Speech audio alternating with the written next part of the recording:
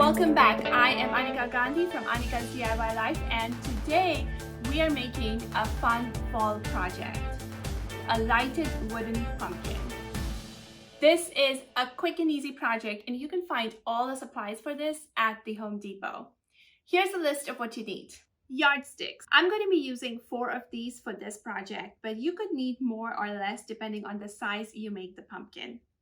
You need paint sticks. Again, I'm using 3, but you could need more or less. Battery operated LED string lights. If you want to use it outdoors, be sure to get indoor-outdoor lights.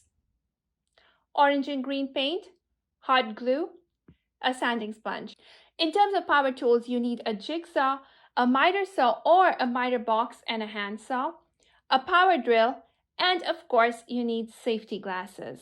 So the first step is to go ahead and cut up our yardsticks. Now, if you look at the yardsticks close, you will see that there is a very light indent on the print.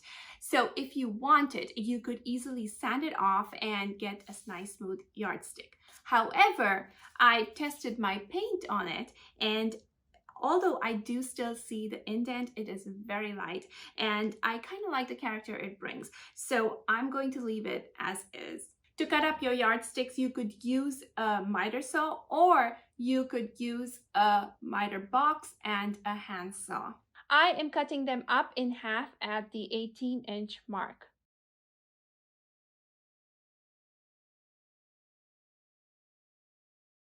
With all the yardsticks cut, go ahead and lay them out in the order you want them. I use paint sticks to space them out evenly.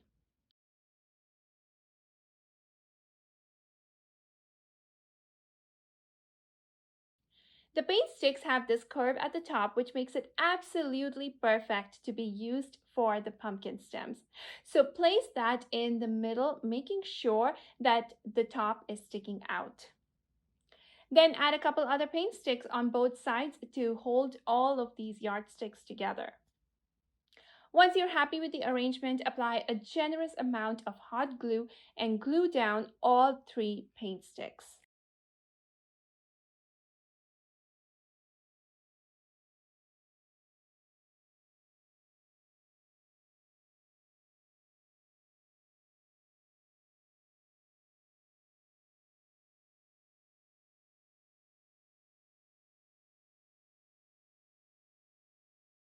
Now go ahead and draw the pumpkin shape on the front.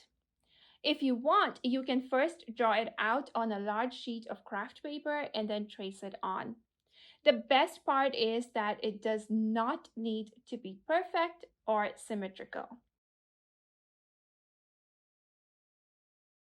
Next, cut the shape out using a jigsaw. Again, the shape of the pumpkin is very forgiving to any deviations.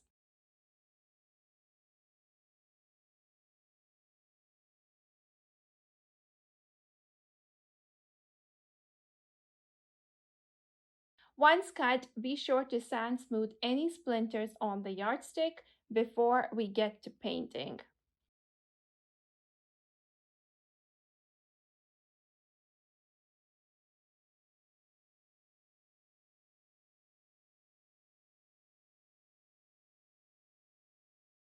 I picked an orange color to go with the traditional pumpkin, but really you can use any color you like. In fact, you can even combine stain and paint and then lightly sand to achieve a distressed finish. Don't forget to paint the edges and then finish it off by painting the stem green. So now that the paint has dried, we're ready to add the LED string light. My string light has 20 LEDs on it, so I'm going to go ahead and map out 20 holes. To map the holes, I made them as random as possible, trying to make sure that the LEDs did not follow a specific pattern. But make sure to take into account the spacing of the LEDs on the string to ensure that the holes aren't too far apart. Use a few scrap boards to hold the pumpkin up while you drill the holes.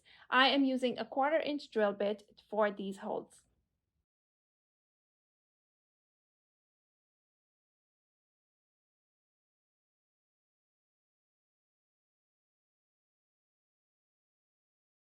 To add the LEDs, use a little dab of hot glue and attach them.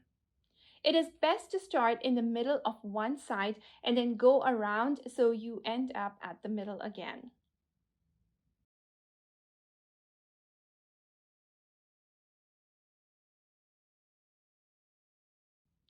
Gather any extra wires and the controller and attach it to the back of the pumpkin. I use packing tape for this because it is easy to take it off to change or remove the batteries if needed.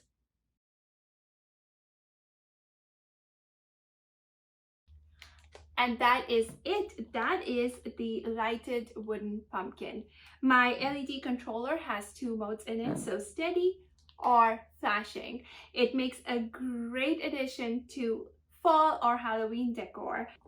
You can find this and many more projects at homedepot.com. Thank you so much for watching, and I will see you again next time with another fun project.